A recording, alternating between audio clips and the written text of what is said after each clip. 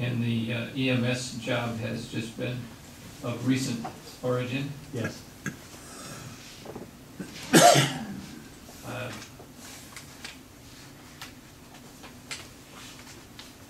There's an organizational chart for the fire department. It's on the wall at the department, isn't there? Yes.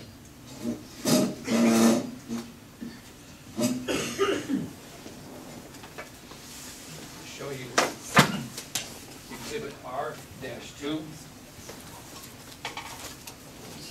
Is that the organizational chart? Yes.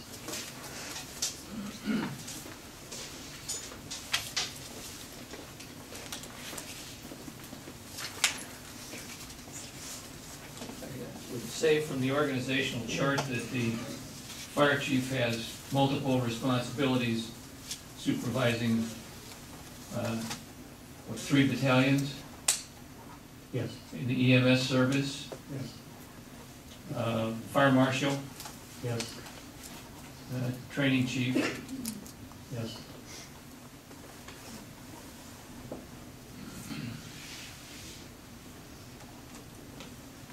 and of course, with facilities, you report to the chief as well.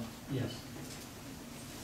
Does budgeting, I put in budget recommendations for evaluate the station's need and then put budget requests into the chief. and Mark as chief would receive budget input from the various departments in the fire department and then proceed on to the next level with the city with budgeting and all of that. So he has those kinds of administrative responsibilities. Correct. Would you say that Mark expects the people who serve in department or supervisory positions under him to make decisions with regard to their responsibilities? Yes.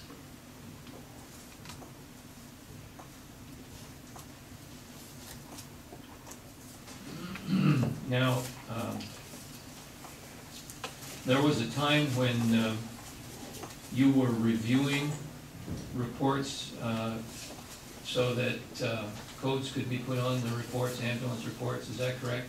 Yes, I believe like 95 or 96, 1995, 96. Mark was the service director for the EMS at that time, and I just completed my paramedic training, and I was responsible for putting the codes on the Medicare and Medicaid forms. Now, at that time, there were no ALS1, ALS2, BLS codes? No, at that time we found a chief complaint, whatever the patient's chief complaint was, and then there were supportive codes that you could put with the chief complaint. Say if their vital signs were out of range or something like that, you could also add that code to support, say if you're supporting chest pain or something like that.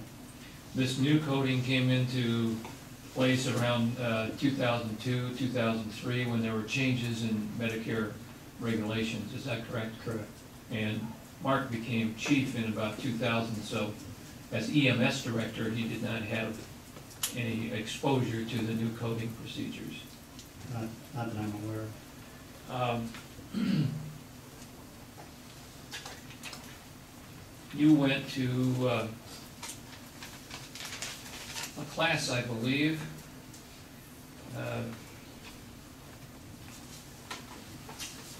at least there's a letter that's marked R-31 that you sent to the chief in 2002.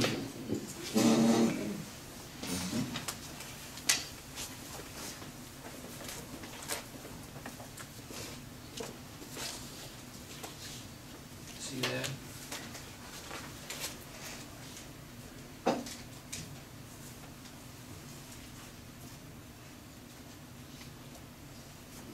Yes.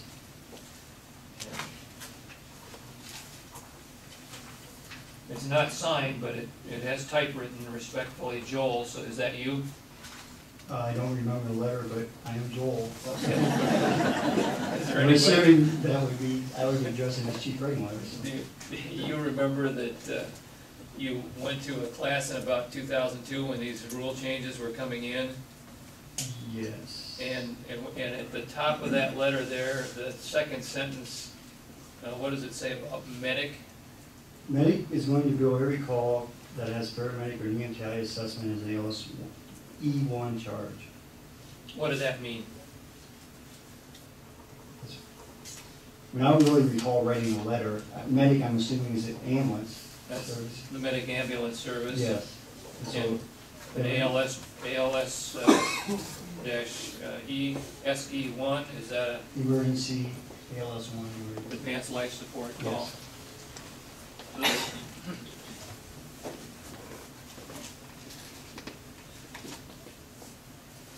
So at least at that time, there was something in the regulations that led medic to conclude that it could bill, because it had paramedics on board, that they could bill their calls as ALS1. Correct.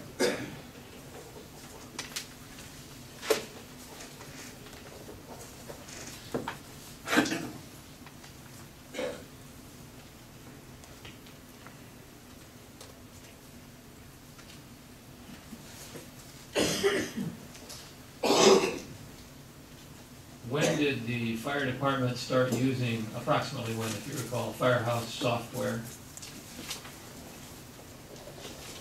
I would say around 1995. I'm not sure. I know Mark was a service director when the firehouse software started to come in. And were there periodic updates to the software? Yes. A lot of them over the years.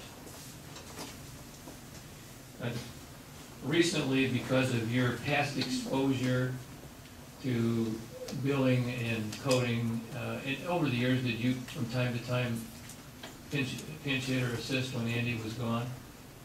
I never really did that until December of 2009, Okay. when Edie was went out of the country. Recently, you went to a seminar in St. Louis with Andy and Mark in 2010, is that correct? Correct.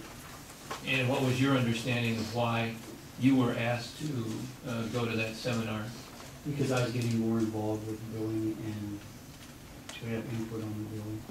And was that seminar put on by Paige Wolfberg and Worth? Yeah.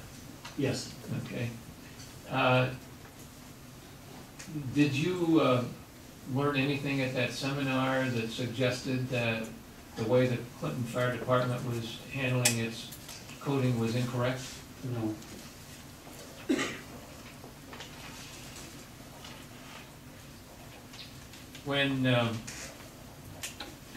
When you were approached about taking over Andy's responsibilities after he and Mark were placed on administrative leave, did you have any concerns about that?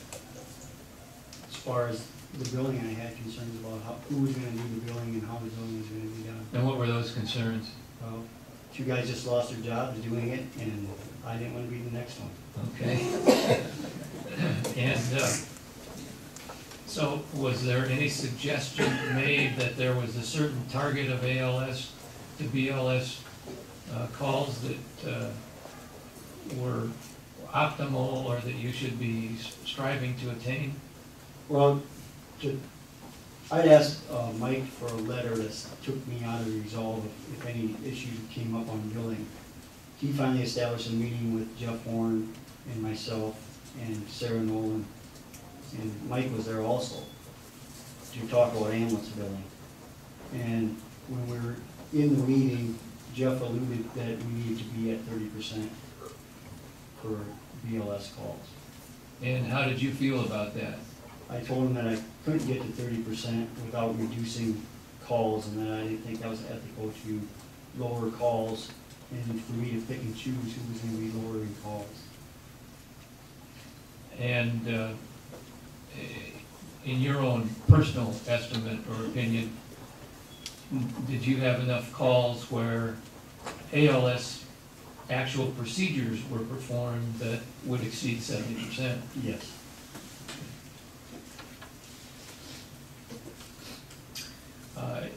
Since you have taken over the responsibilities of looking at billing and coding, have you done any tabulation of the unbilled calls as to what the current percentage is of ALS versus BLS? I just looked at ones we did procedures to versus ones that are just patient assessment, whether they would be billed as a BLS or an ALS. And I think at the procedure one, we were at, in a 2-week period, we were at 87%. Just on procedure. Yes. This had nothing to do with the ALS assessment rule. This was straight procedures. Correct. 87% for 2 weeks. For 2 weeks. That's all I have. Thank you.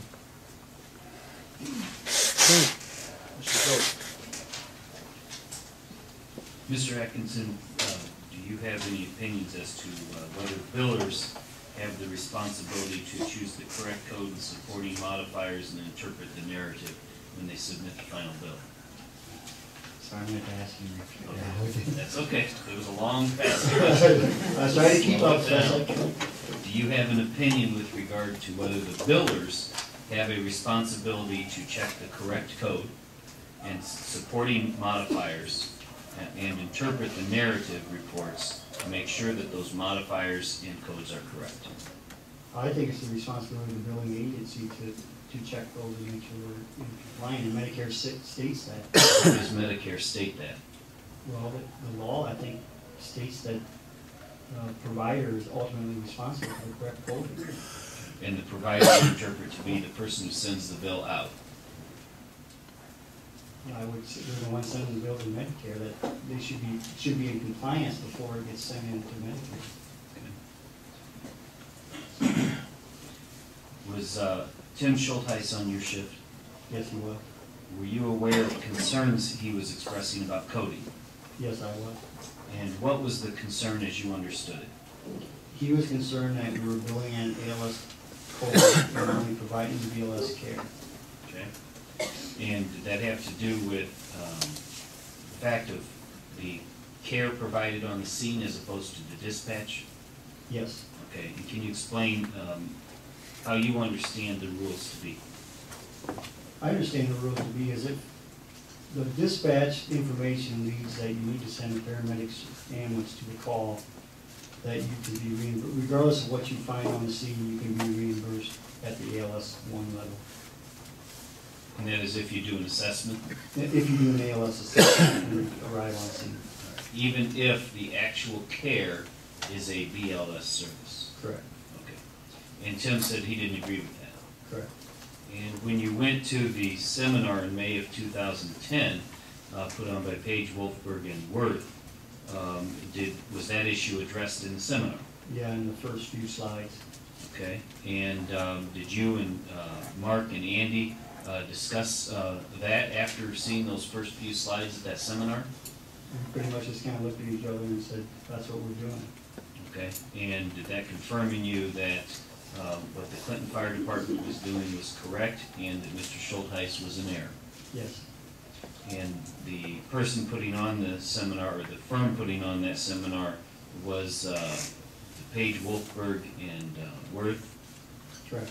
And Mr. Wolfberg was the person who was the expert witness that the city hired in defense of the lawsuit, if you know.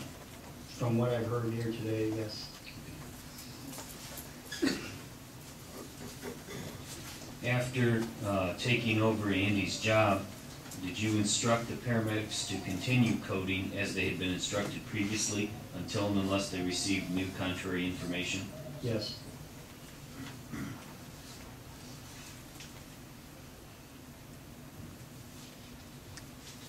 And have you continued to do what Andy showed you to do because you think he's correct? As far as? The coding process of instructing the paramedics on the coding process? I have not instructed them.